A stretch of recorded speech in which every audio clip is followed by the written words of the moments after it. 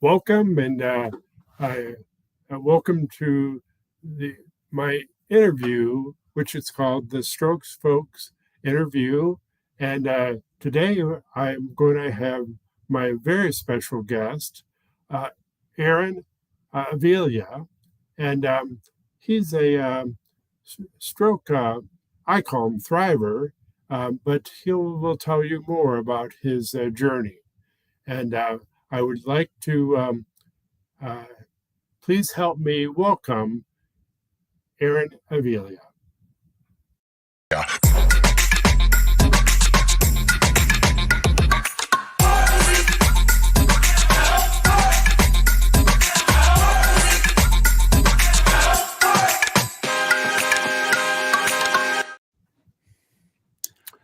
Welcome, Aaron. Hey, Brent, good to be here. Thank you very much for having me. How are you doing? I'm doing awesome. How are you?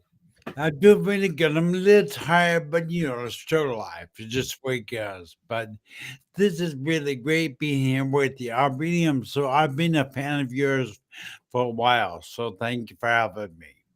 Well, the feeling is mutual.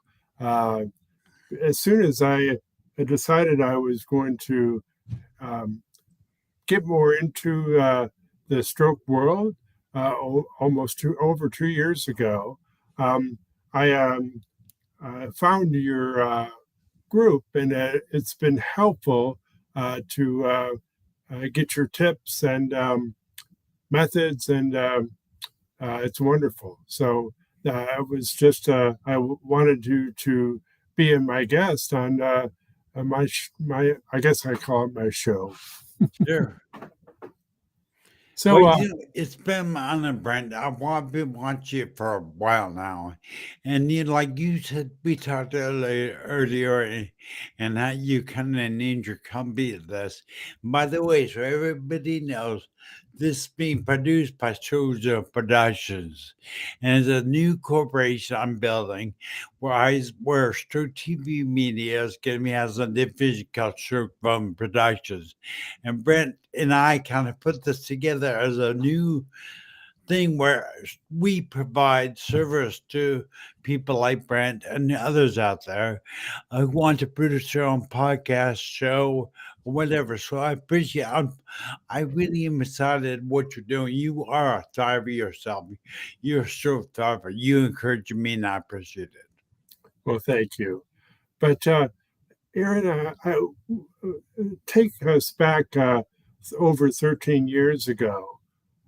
What happened around your? There's your story around the stroke. I had a brain aneurysm first. So weeks before my brain aneurysm ruptured, I began to get severe headaches. I mean, headaches that bucket my knees, put me in the floor for hours.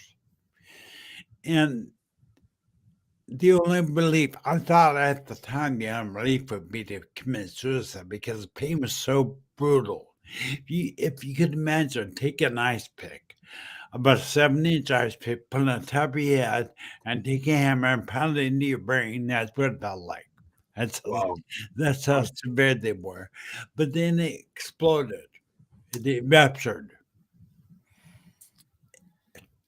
And 2 weeks later, while I was in coma, I had a massive stroke. Oh, wow. So it's been in the, you and I both talked about this, but stroke doesn't define who we are.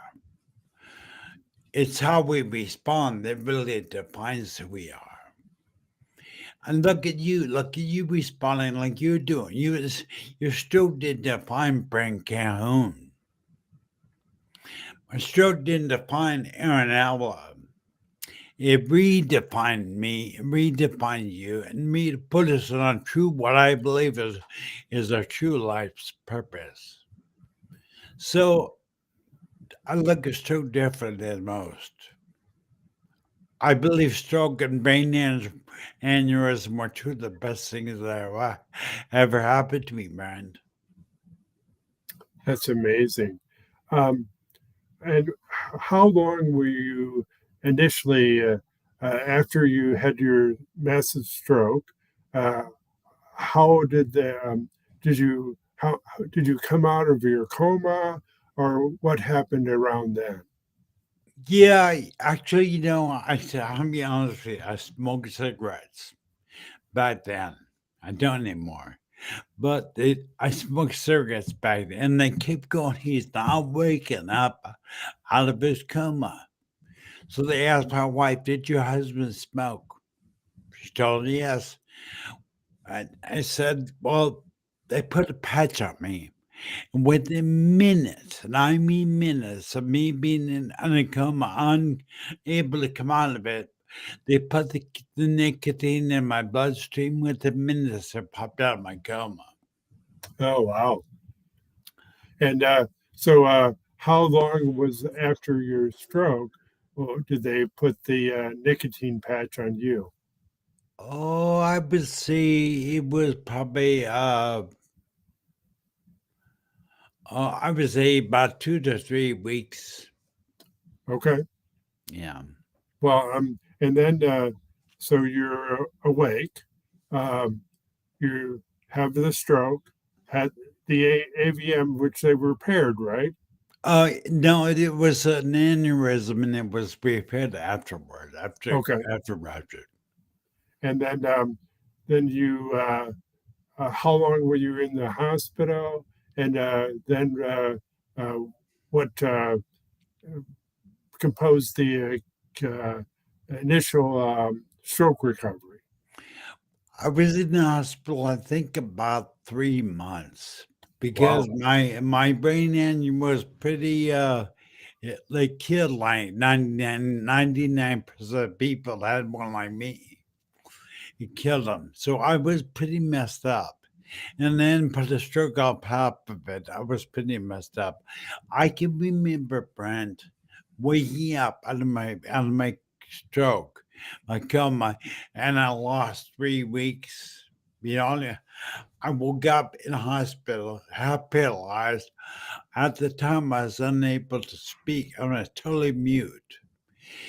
And I remember it was the most terrifying. I will never forget that time when I actually became when I first woke up, because it was so terrifying to wake up all of a sudden. I didn't know it was 3 weeks later. I didn't know what was going on. And then I was laying in bed, half paralyzed, unable to speak, machines beeping everywhere. It was terrible. Wow. And then you um, got out of the hospital, and what did your recovery look like then? Well, when I first got to the hospital, I barely able to hold up my head. I was in a wheelchair. So the recovery, I can remember probably the most significant impact of my life was I was laying there, half paralyzed, laying in bed. I was suicidal because I felt my life was over. So I was contemplating how I get my half paralyzed carcass out of my bed, into the wheelchair, up the ramp, into my closet where I kept my 40 Smith and Wesson. But then I remembered hearing a man named his now I know him as my friend. He is global business celebrity Jeffrey Hazelett. He was CMO of Eastman Kodak at the time. And he was just writing a new book called Think Big, Act Bigger. And he began to see how success was attitude, how your success in life was based on attitude, not your abilities. I went, oh, something clicked. And I realized, you know what? Not once during his presentation did he ever say this does not apply to stroke survivors. So I took it and I, embraced it from as it was amazing. It was like most life changing event Wow. I've ever had. It was like this, huh? You Like, clicked and you went from suicidal to knew that you had to do something with your stroke. yes, I had a purpose. Wow, that's amazing. Yeah. Um, so I wonder um, if um, if you think about it, um, um, what what um, what's the biggest challenge that you have over the past 13 years? Oh wow, that's yeah, that's a big one, Brand. To take just one, I might have to give you a couple, but I say first, being a wheelchair is terrible. Because I've been in wheelchair for 13 years, and I assure you, the human body was not meant to sit for 13 years, and it's become quite painful, quite uncomfortable. But as you have experienced, being a survivor is very lonely. It's a very isolating event. And if it wasn't people like you, the community around the world,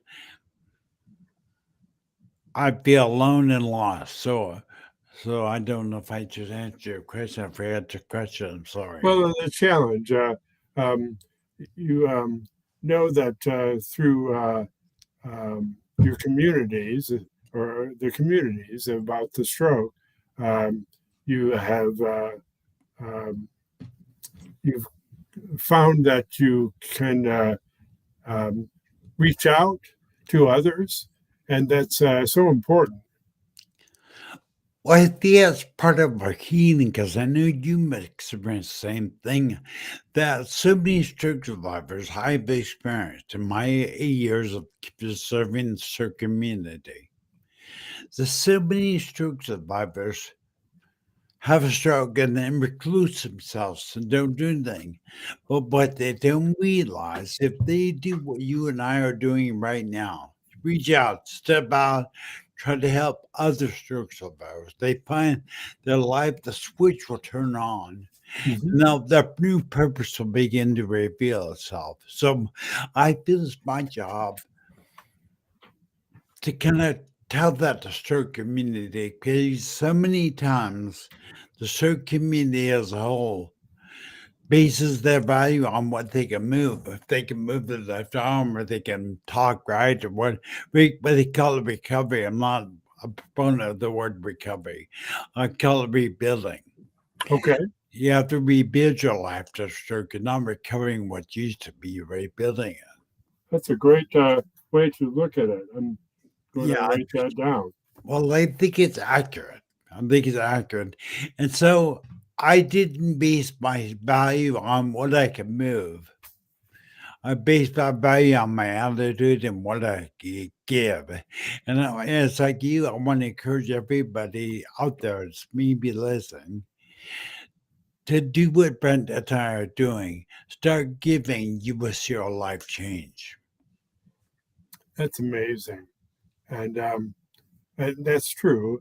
Uh, um, the audience that listens to this know that if you have so much inside of you, and if you don't share it, uh, you don't really heal. That is a really good point, Brent. That's a really good point. Yeah. Yeah, can I repeat that? Because Brent just said you really don't heal unless you face your stroke. So many people kind of run from right road, they kind of run, but they don't ever face it square in the eyes.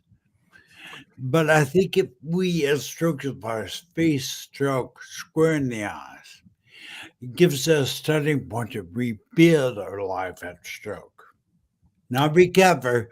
You're not don't buy into the recovery stuff. You're not gonna be like you ever used to be. It will never happen. If you believe that, I'm sorry.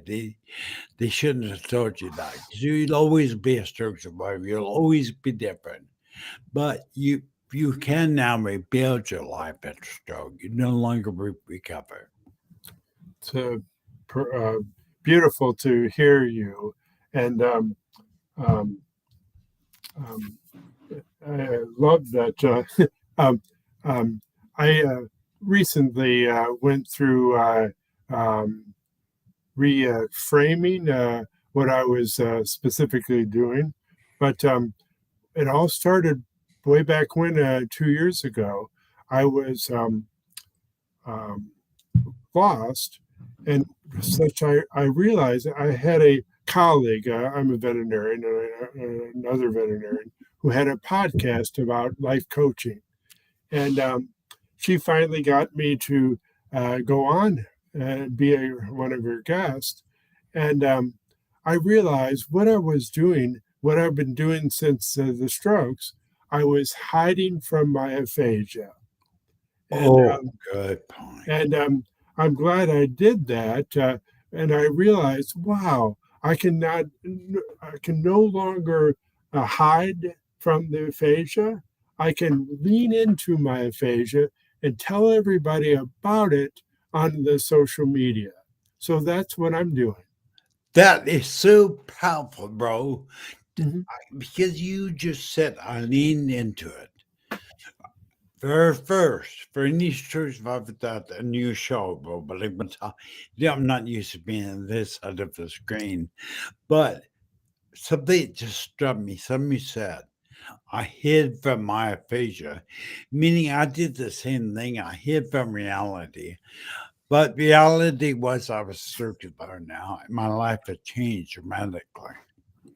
But then what people don't realize, well, I think you and I have realized, is that, see, I believe as a stroke survivor, every stroke survivor has a superpower. They don't realize it. But the thing they're hiding from, the thing that they're hiding away from and trying to keep secret is the very thing that is a superpower. Look at you, bro.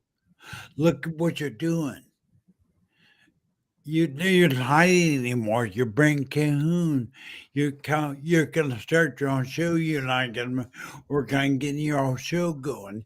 I mean, as you got, like you said, Brent, you said it perfectly. Lean into it. Go for it. Quit running away from lean into it because that is your superpower. Thank you. Well, it was wonderful to uh, hear your story and hear what you've done with your story. It's really it's it's beautiful, and Well, I really appreciate that, Brent. Thank you for having me on the show, bro. It really does mean a lot to me. Thank you. and so the replay will be on Facebook um, and other sites. So know that I do this show twice a month, and it happens on 5 o'clock on the second and the fourth Thursday at 5 p.m. Eastern Time. And I'd love to have you join me. So Well, thank you so much, Brent. I want you to know that your show is endorsed by Stroke TV Media, so I appreciate it, bro. thank you. All right, bye. Bye. Bye.